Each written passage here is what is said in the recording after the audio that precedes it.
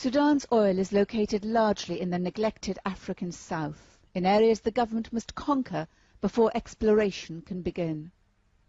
In Ruang County, northern Upper Nile and western Upper Nile. The government's refusal to let the UN's Operation Lifeline Sudan work in most of these areas means that the war for oil is waged out of sight, without witnesses to the abuses committed by both sides to control, protect or destroy the sources of production.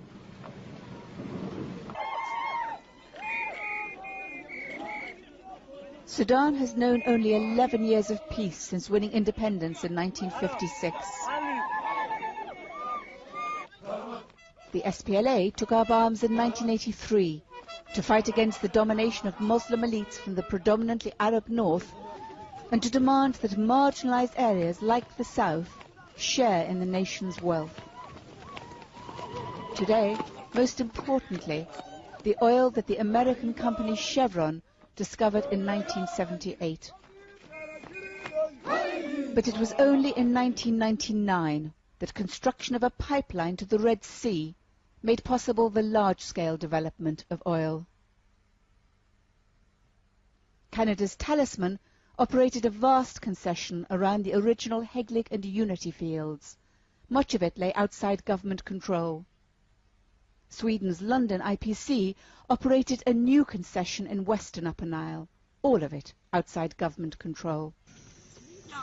Before oil, these areas held little strategic interest for the government. Now they had to be conquered, and obstacles to oil exploration had to be moved away. When pumping began in 1999, Taban Deng was governor of Unity State, the name the government gave Ruang County. He was a native of western Upper Nile. It is densely populated. And saw for himself how oil production became possible without peace, how the army pushed African Dinka and Nuer ever further from their homelands. They move people forcefully, not peacefully. Chevron has done it through peaceful means. They used to compensate people. Now they move in force. They start with shelling, they will shell the village, and people to be scared and run away. What can be killed is to be killed, whether a human being or an animal. Now they will burn down the whole village. This village, Bal, was burnt in October 2001. It was one of dozens of villages that the government of Sudan destroyed, unremarked by the outside world, in a 5-month offensive in Talisman's concession. The government troops burned food stores. They carried off crops that lay cut in the fields. They mined farms and waterholes. Helicopter gunships flew so low that people hiding in the fields saw the gunners' faces. Those who survived fled. They can't come back because when they clear the area, when they clear that location, the first thing they do is a buffer zone. They make now army deployment to protect the oil, the drilling rigs from far. They make a buffer zone. There's no person who can come back now. To clear Ruang County in the 1970s, Khartoum armed Arab cattle herders. The Arabs had motive to fight their African neighbors. Desertification and drought were forcing them to look for new pastures.